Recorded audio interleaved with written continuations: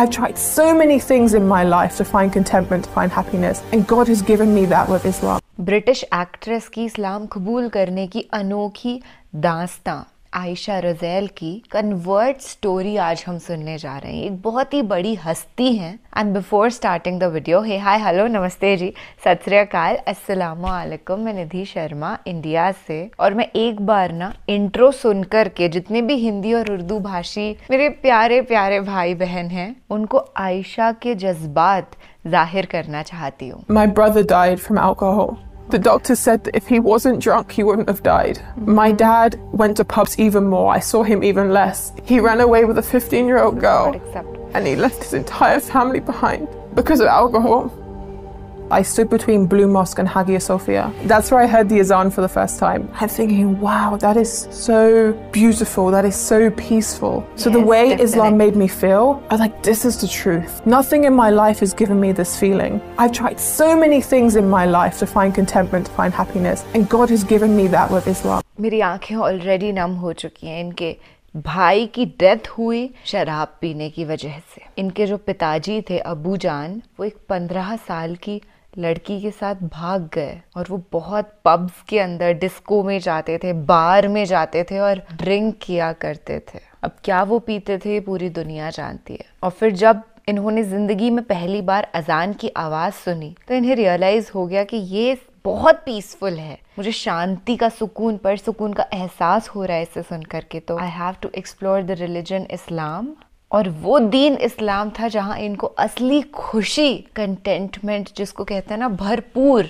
महसूस हो पाया। इसीलिए इन्होंने इस्लाम को एक्सेप्ट किया है। पर इनकी पूरी कहानी इतनी छोटी सी तो नहीं है। थैंकफुली हमारे पास हिंदी और उर्दू के अंदर एक वीडियो रिसीव हुआ है जिसमें इनके इंटरव्यू का सार हमको बता दिया जाएगा। तो जितने भी ईमान वाले लोग हैं जो चाहते हैं अपने ईमान को ताज़ा करना, साथ बने रहिए दोस्त। उसके बाद हमारी भी एक बहुत ही इंटेंस कॉन्वर्सेशन, तफसीली गुफ्तगू होगी जिसमें मैं भी बयां करूंगी मेरी अंदरूनी भावनाएं, और आप भी बताइएगा, जताइएगा अपने जज्बात।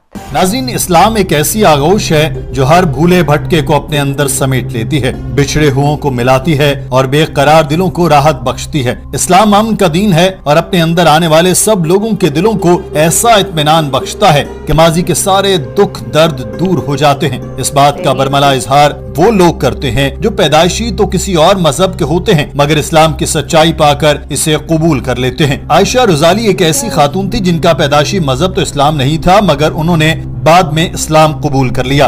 उनके ईसाईयत से इस्लाम के सफर के बारे में उन्हीं की जुबानी जानते हैं। चूँकि वो इंग्लैंड में पली बड़ी तो उनकी सारी गुफ्तगू भी अंग्रेजी जबान में थी। इसका हिंदी तर्जुमा करके आपके सामने पेश कर रहे हैं। नाज़रीन, आयशा ने बताया कि मैं यूके में पैदा हुई, वहीं पली बड़ी, वहाँ के एक बहुत ही गरीब घराने से ताल्लुक था। मेरे वालिद के खानदान को आप जिप्सी कह सकते हैं। वो घर नहीं बनाते थे, सफर में रहते थे और जहाँ जगह मिलती वहीं डेरे डाल लेते। मैं एक काउंसिल हाउस में बड़ी हुई जो इंग्लैंड का एक बहुत ही गरीब रिहायशी इलाका है। मेरी इब्तदाई जिंदगी बहुत गुर्बत में गुजरी। कुछ बड़ी हुई तो अदाकारा बनने की कोशिश शुरू कर दी। खुद को तरबियत देती कि कैसे सही से बोलना है और खुद को कैसे पेश करना है। मैं मजहबी नहीं थी। जब मुश्किल वक्त आते तो मैं अक्सर खुदा से बात करती। मुझे नहीं पता था कि खुदा कौन है, मगर जब भी मुश्किल वक्त आता मैं उससे मदद मांगती। मगर मैंने कभी सही से मजहब को नहीं जाना था। पहली बार जब मैंने मजहब के बारे में सही से सोचना शुरू किया तो मैं तुर्की में थी, शायद सुल्तान अहमद मस्जिद में। यहाँ मैंने दूसरे मज़ाहिब का तज्जिया करना शुरू किया था।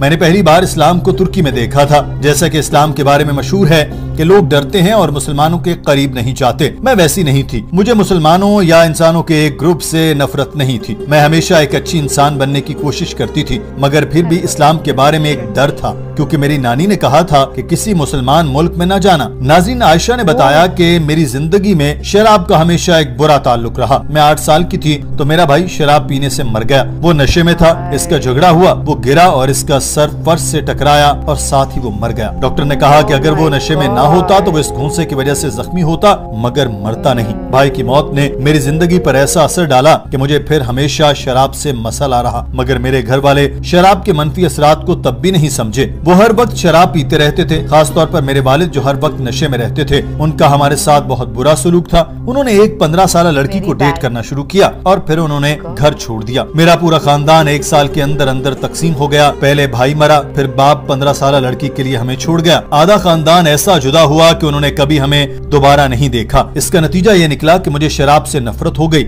मैंने कभी किसी पार्टी में शिरकत नहीं की क्योंकि वहाँ शराब पी जाती है। My dad then met a 15-year-old girl who he left my mum for.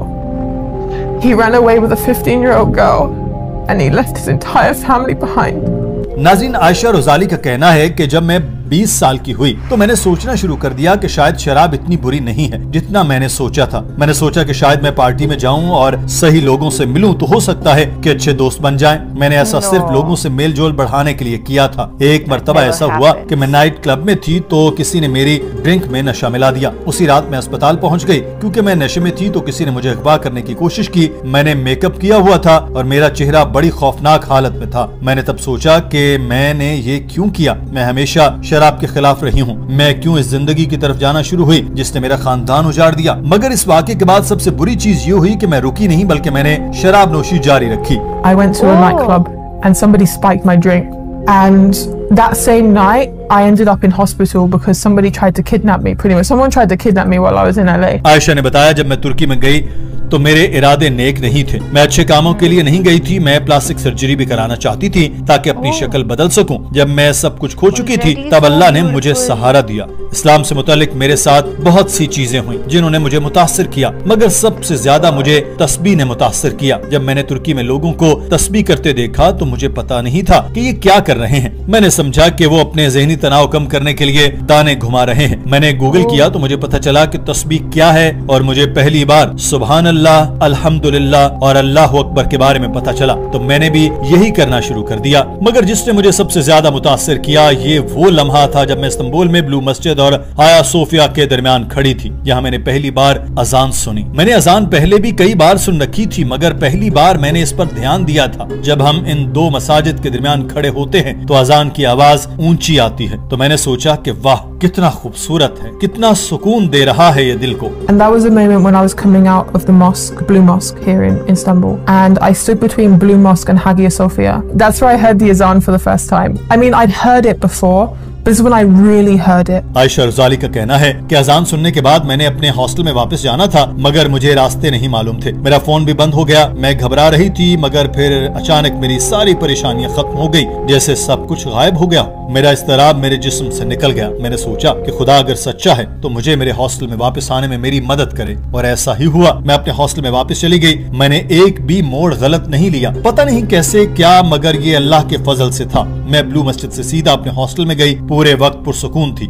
एक भी ऐसा लम्हा नहीं था जब मैंने सोचा कि मैं नहीं जानती मैं कहाँ जा रही हूँ। आयशा का कहना है कि मैं हॉस्टल में पहुंची तो मैंने कुरान पढ़ना शुरू कर दिया। मेरे हॉस्टल में कुरान का अंग्रेजी तर्जुमा मौजूद था। मैंने सूरह बकरा के 5 सफ़ात पढ़े थे। मुझे याद है कि मैंने फोन पर इन आयात की तस्वीरें खींची थी। मेरा मुसलमान होने का इरादा नहीं था, मैं सिर्फ इसलिए कर रही थी क्योंकि ये सब बहुत दिलचस्प था। मगर जब मैं इंग्लैंड वापस आ गई तो लॉकडाउन लग गया, जो कि अल्लाह ताला का मंसूबा था। क्योंकि अगर ऐसा न होता तो यही होता कि मैं वापस फिल्म सेट पर चली जाती, और जब आप फिल्म के सेट पर होते हैं तो पता नहीं चलता कि कब सुबह से शाम हो गई। लेकिन लॉकडाउन में ये सब मुमकिन नहीं था। तो मैंने घर में रहकर कुरान पढ़ा, कंप्यूटर पर लेक्चर सुने। मैं किसी मुसलमान को नहीं जानती थी। ये पूरा सफर मैंने खुद तय किया, मगर अभी तक मेरा मुसलमान होने का इरादा नहीं था। ये इरादा तब बना जब मैंने नमाज पढ़ना शुरू की। मैं मुसलमान नहीं थी, मगर फिर भी नमाज शुरू की और सोचा कि अगर कोई सुबह फजर के लिए उठता है तो इसका खुद पर कितना काबू होता है। तो यही सोच कर मैंने नमाज शुरू की, और फिर 5 नमाजों के दरमियान मैंने अपना एक शेड्यूल बनाया कि फजर और जोहर के दौरान ये करना है, अगली नमाज तक ये करना है। ये तरीका मेरे लिए बहुत कारआमद था और मेरे सारे काम निहायत नज़्म ज़ब्त के साथ हो रहे थे। फिर रमजान आया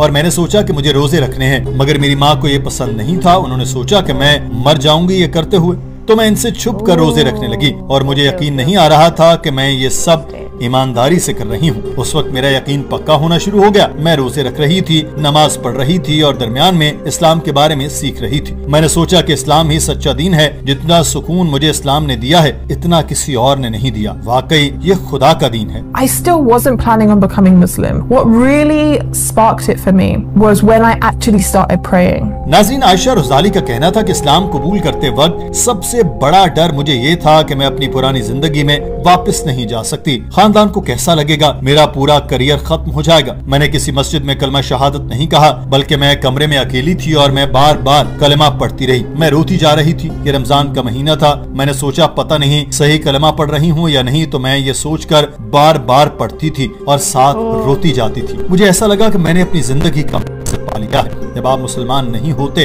तो आपके अंदर फोकस नहीं रहता। हर चीज मुश्किल लगती है, हर चीज बोझ लगती है, मगर कलमा पढ़ने के साथ ही एक मंजिल मिल जाती है। जब मैंने इस्लाम कबूल कर लिया तो मुझे दोबारा फिल्मों में काम की पेशकश होने लगी, मगर जिंदगी में पहली बार ये पेशकश ठुकरा रही थी। इसके बाद मैंने इरादा किया कि मैंने सिर्फ मुस्लिम प्रोजेक्ट करने हैं। आयशा का कहना है कि जब मैंने इस्लाम कबूल किया तो मेरी वालिदा मेरे पास गूगल सर्च के प्रिंट आउट लेकर आ गईं। इसमें इस्लाम मुखालिफ बातें और वाकयात थे। वो खुश नहीं थी। उन्होंने मुझे कहा कि जब तुम मस्जिद जाओगी तो ध्यान रखना कोई तुम्हें दहशतगर्दी के लिए ना उकसाए। मेरे बहुत से दोस्तों ने भी मुझसे बात करना छोड़ दिया। एक दोस्त ने मुझे मैसेज किया कि क्या तुम ये किसी आदमी के लिए कर रही हो, क्या तुम मुश्किल में हो। मेरे खानदान के लोग भी मुझे अजीब नजरों से देखते थे। उनको इल्म नहीं था कि मुझे कैसे बुलाएं। सबसे ज्यादा मेरी वालिदा ने मुझे सपोर्ट किया। वो मेरे साथ बहुत अच्छा बर्ताव करने लगी। उन्होंने इस्लाम के बारे में सीखना भी शुरू कर दिया। जब भी कोई मुसलमान उनकी मदद करता वो इस चीज को नोटिस करती। मुझे उन्होंने एक मर्तबा फोन किया कि एक हिजाब वाली लड़की ने मेरी मदद की है। My mum's gotten better with me. To be honest, my mum started learning about Islam. I've taken her to a mosque. I took her to a dawah stand for people who give dawah. And she started learning about Islam more.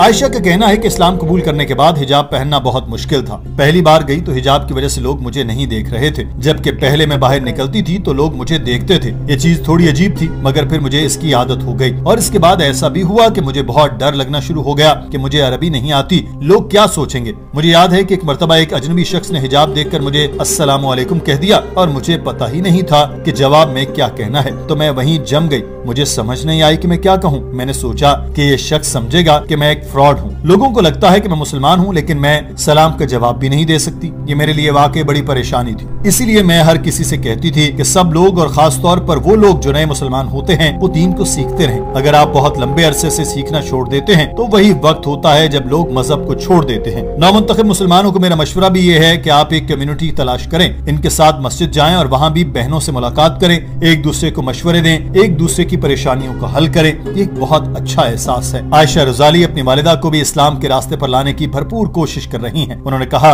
कि मेरी वालिदा को खुदा पर यकीन नहीं है, वो एक ताकत पर यकीन रखती हैं। पहले की तरह ये नहीं कहती कि वो मुलहिद हैं, मगर खुदा का तसव्वुर उनके लिए बहुत मुश्किल है। उन्होंने कई मर्तबा मुझे कहा कि मैं मजहब के बारे में बात करना पसंद नहीं करती। वो कभी ईसाई नहीं थी, मगर ईसाइयत से भरे मुआशरे में पली बड़ी, तो खुद को ईसाई ही समझती हैं, चाहे अमल करें या न करें। वो कहती हैं कि वो खुदा से मुताल्लिक उलझन में है। आयशा रुज़ाली ने कहा कि मैं गैर मुस्लिमों को पैगाम देना चाहती हूँ कि एक लम्हे के लिए रुक जाएं और अपने इर्द गिर्द देखें। सोचिए जिंदगी में क्या कर रहे हैं। ये जिंदगी इम्तिहान है। इसका मकसद ये नहीं कि आप सिर्फ पैसा कमाएं और उसको खर्च।